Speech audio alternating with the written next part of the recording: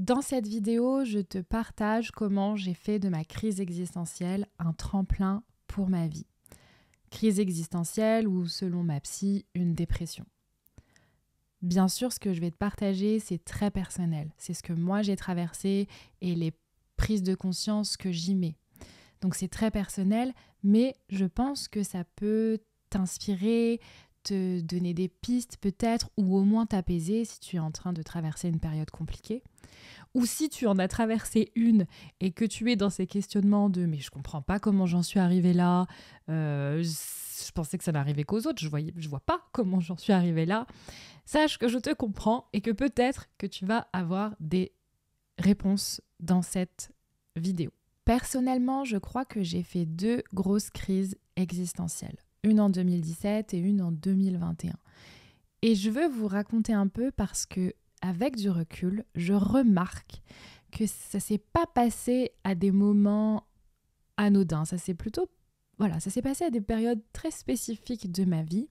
Et j'ai envie d'avoir votre retour, j'ai envie de voir si vous avez remarqué ça aussi. Je vous explique. En 2017, qu'est-ce qui se passe ? En 2017, je me sépare de mon chéri du moment avec qui j'étais restée 4 ans. Mais aussi, je termine mes études, je viens d'obtenir mon Master 2 de communication. Donc c'est la fin d'une grosse période de ma vie, je ne suis plus étudiante, je suis, ça y est, dans la vie active, dans la vie responsable, je dois faire de l'argent. Et aussi, je déménage, mais bon, je déménage à 2 rues de mon ancien appartement pour un appartement, une pépite. Donc ça, je ne pense pas que ça rentre dans la balance, mais c'est quand même un changement. En 2021, je décide de quitter Paris, donc mon appartement pépite, à cause des restrictions coco, etc., avec lesquelles je ne me sens pas du tout bien.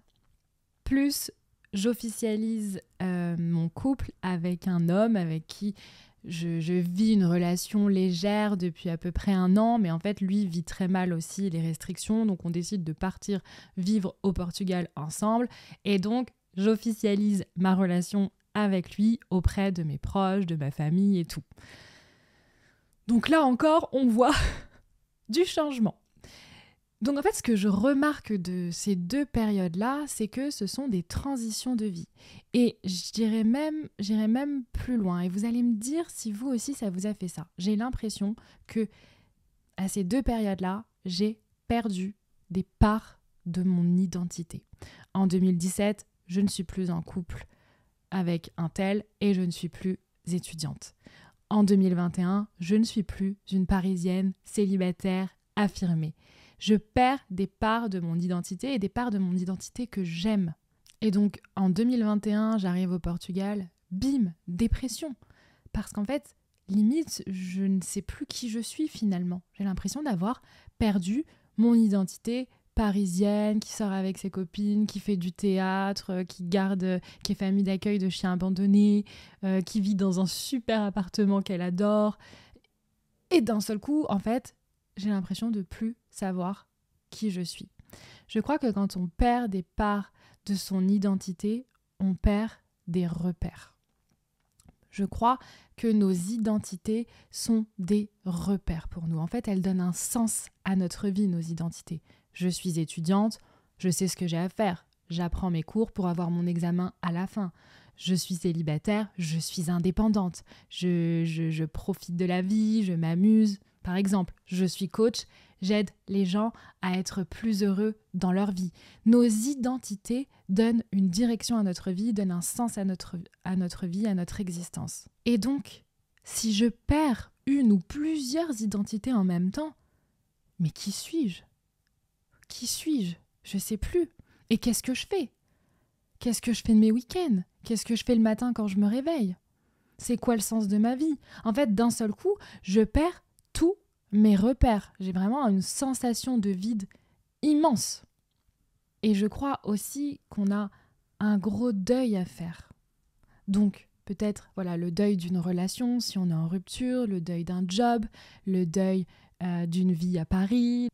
Mais je crois que surtout, on a un deuil de soi à faire, finalement. On doit laisser des parts de nous partir. On doit accepter que des parts de nous ne vont plus vivre. Je ne dirai plus que je suis étudiante. Je ne dirai plus que je suis parisienne. Je ne dirai plus que je suis célibataire. Je ne dirai plus que je suis manager ici. Je ne dirai plus que je suis sa femme. On a un deuil de part de soi à faire selon moi. Et c'est peut-être ça qui est le plus douloureux. Comment on fait pour accepter ça ? Je crois que ça passe par vivre le vide. En tout cas, c'est par là que je suis passée. J'ai vécu le vide. J'ai traversé le tunnel. J'ai traversé le tunnel complètement noir sans voir la lumière au bout du tunnel. Moi, je ne la voyais pas. Les gens me disaient, il y a une lumière au bout du tunnel, mais moi, je ne la voyais pas. Et en fait, j'ai traversé ce no man's land.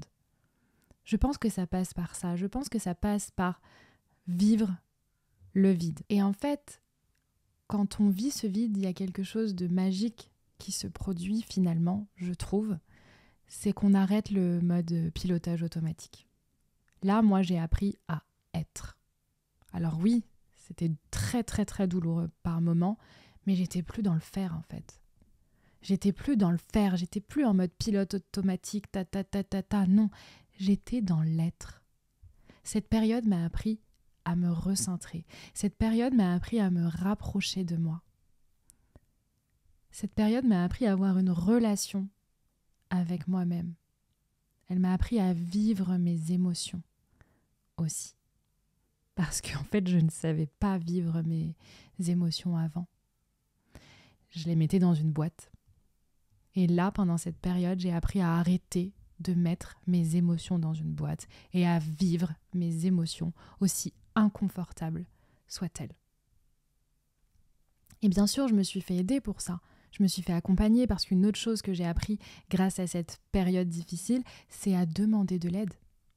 J'ai arrêté de me dire que je suis indépendante, forte, que c'est bon, je peux tout gérer toute seule. Non, j'ai appris à demander de l'aide. Donc je me suis fait accompagner par une thérapeute et par une coach aussi. Une thérapeute parce que ça m'a aidée à me vider. Être en thérapie m'a permis de me vider, de vider tout ce que j'avais dans la tête et d'analyser le comment j'en suis arrivée là. Le coaching, ça m'a aidé à me mettre en mouvement. Ça m'a aidé à passer à l'action, à me poser les bonnes questions pour construire le meilleur futur possible pour moi et pour mieux me connaître. Donc ça allait super bien ensemble pour reconstruire une identité, pour traverser cette période difficile et commencer à créer des fondations solides pour la suite. Parce que oui, après une période d'effondrement, quand on perd nos identités, eh bien, on peut reconstruire son identité et on peut se reconstruire comme on a envie d'être. Donc, parenthèse, pendant un moment, on pouvait me demander qui j'avais envie d'être, je ne savais pas. Donc, c'est pas ce que je vous demande si vous êtes dans cette période-là. Peut-être, moi, ce que je vous invite à faire, et peut-être que je vous poserai des questions à la fin de la vidéo, à vous poser des questions plus douces.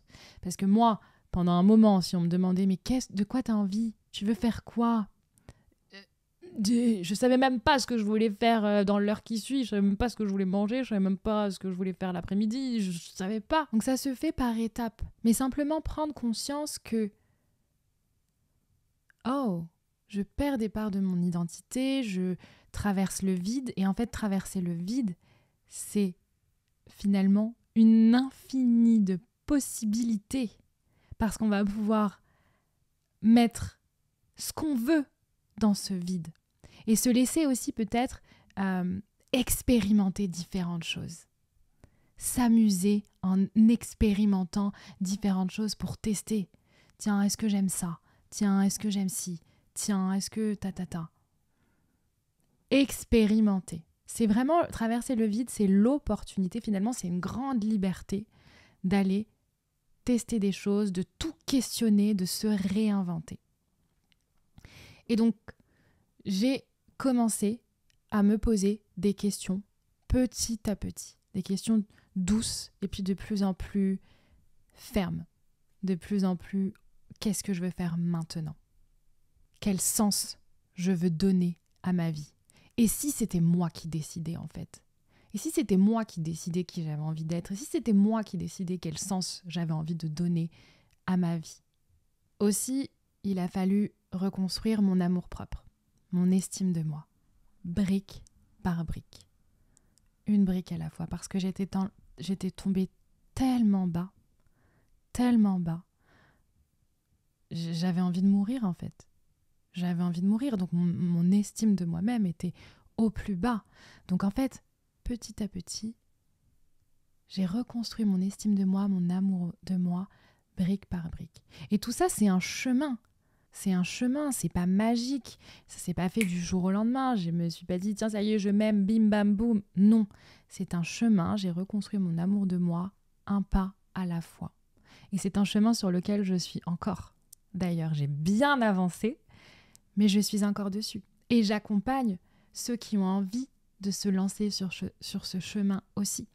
Et si vous en avez envie, réservez une séance à l'unité que je vous mets je vous mets le lien dans la description. Et la dernière chose dont je voulais vous parler, je ne peux pas terminer cette vidéo sans vous parler de ça, c'est que pendant cette crise, je me suis posé des vraies questions sur la santé. C'est quoi la santé mentale? C'est quoi la santé physique? De quoi mon cerveau il a besoin pour bien fonctionner? J'ai commencé à me poser des vraies questions comme ça en fait. Et c'est hyper important parce que c'est ce que je disais. Avant cela, j'étais en mode pilotage automatique. Oui, je dormais, je mangeais, mais enfin voilà, je me posais pas les questions. J'avais pas besoin de me les poser. C'est dommage, hein, on se pose les questions que quand il nous arrive un truc. Bon, au moins maintenant. J'ai plus ou moins les réponses, bien sûr, j'ai pas toutes les réponses, mais j'ai appris à prendre soin de moi. J'ai appris à prendre soin de ma santé mentale et de ma santé physique. Comment on prend soin de soi? Bon, c'est pas l'idée de cette vidéo, mais dans les grandes lignes, je pense que je vous apprends rien. Bien sûr, le sommeil, bien dormir. Moi, à cette période-là de ma vie, je faisais des insomnies plusieurs fois de suite, c'était compliqué. Donc, je me suis renseignée. Bon, comment bien dormir? C'est quoi le sommeil? À quoi sert le sommeil? Et qu'est-ce que je peux faire pour aider mon corps à lâcher prise et à dormir? Bouger, aller marcher tous les jours. Là encore, je vais pas vous mentir, je n'y arrivais pas à y aller tous les jours. Il y a des jours où vraiment je ne pouvais pas aller marcher. Mais j'y allais le plus souvent possible. Aérer mes espaces de vie. Aérer vos espaces de vie, été comme hiver. Hein. Se vider la tête.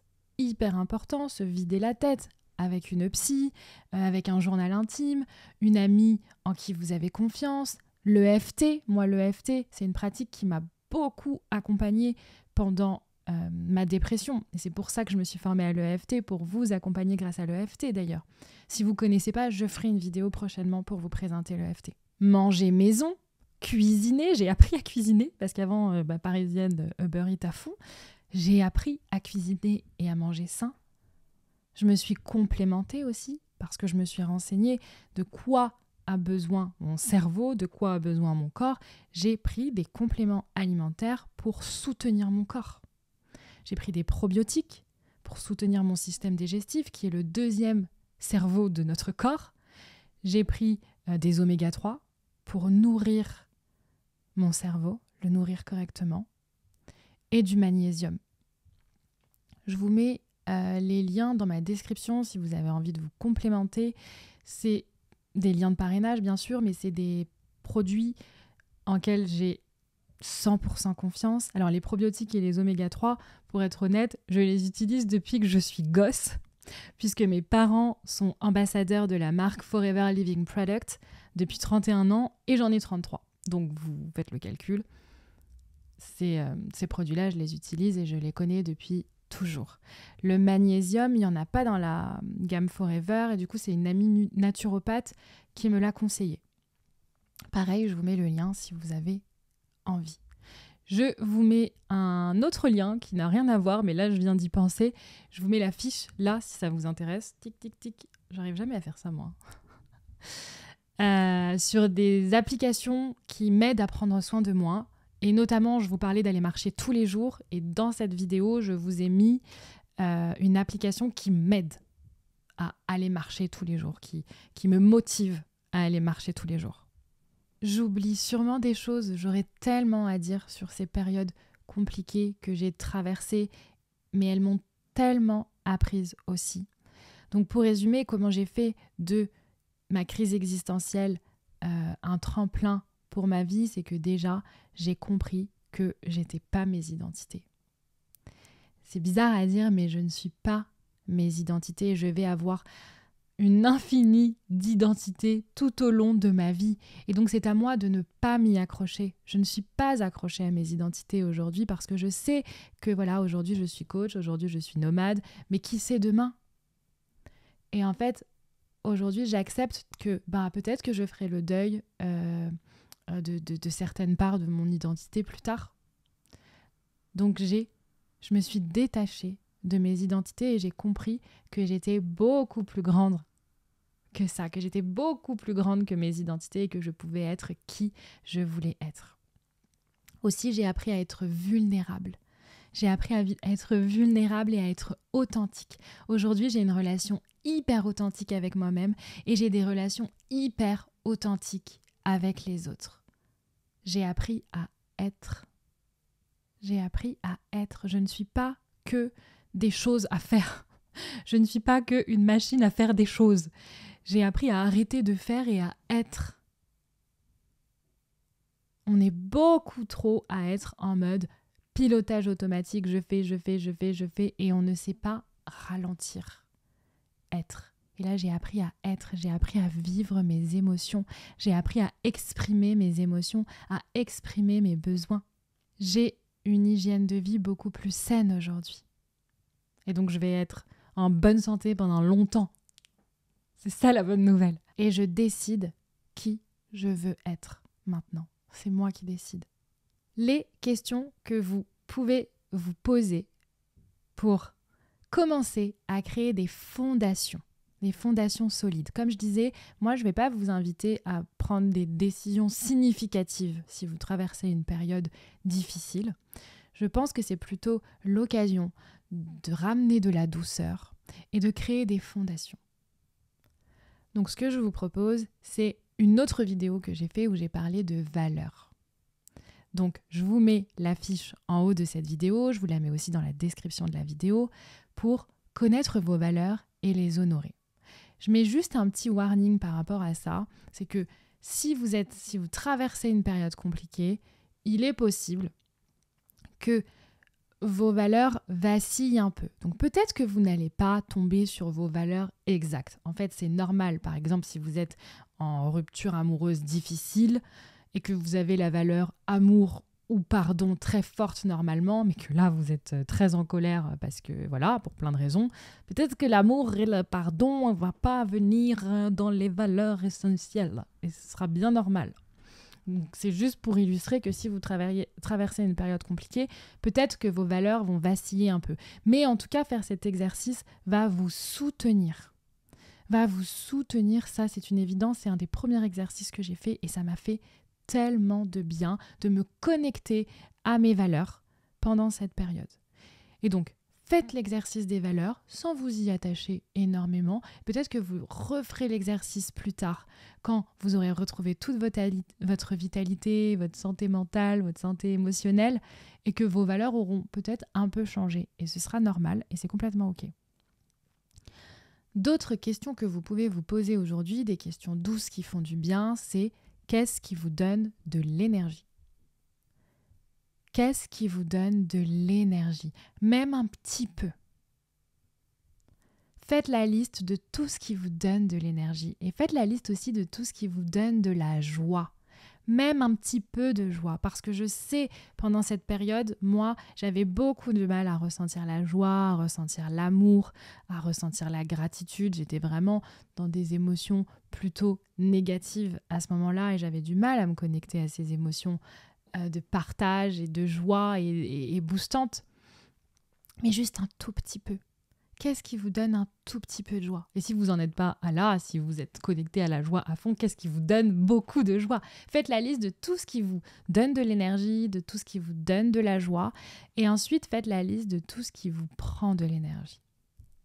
Qu'est-ce qui vous pompe votre énergie ? Faites la liste de tout ça et déjà, je trouve que ça va vous permettre de prendre conscience de comment vous pouvez réagencer un peu votre vie. Parce qu'après, une fois que vous avez ces listes-là, peut-être que vous pouvez choisir de faire moins de ce qui vous pompe votre énergie. Qu'est-ce que vous pouvez faire moins dans la liste qui vous pompe votre énergie et qu'est-ce que vous pouvez faire plus dans la liste qui vous donne de l'énergie, qui vous donne de la joie. Boostez votre santé, boostez votre vitalité. Quand je dis booster, peut-être que booster, c'est pas le bon mot, mais prenez soin de votre santé, prenez soin de votre vitalité. Et c'est là où vous allez commencer à vous poser des questions de plus en plus directives. Et vous allez pouvoir reconstruire votre identité. J'espère que cette vidéo vous a aidé. Je l'espère sincèrement. Je pense que j'en ferai souvent sur ce thème parce que j'ai vraiment à cœur de parler de santé mentale. J'ai envie de lever les tabous sur la dépression, sur les crises existentielles, sur les émotions dites négatives. J'ai envie qu'on en parle plus. Parce que, par exemple, moi, j'ai perdu beaucoup de relations à cause de cette période, parce que je me suis recroquevillée sur moi-même. Et je trouve ça dommage que certaines personnes ne comprennent pas ça. Mais c'est ok, je leur en veux pas. Mais je pense que plus on va être nombreux à en parler, plus on saura accompagner les personnes qui vivent ces situations compliquées ou même sans les accompagner, en fait, peut-être qu'on les comprendra plus. Il y aura moins de jugement. Si vous êtes en plein milieu d'une crise existentielle, d'une dépression et que vous vous sentez seul, osez demander de l'aide. Osez demander de l'aide, que ce soit à vos proches ou à des professionnels de la santé. Si vous avez envie que je vous donne les coordonnées de personnes de confiance, de la psy qui m'a accompagnée, de coach, n'hésitez pas à m'écrire. Je vous souhaite une belle journée et je vous dis à la semaine prochaine.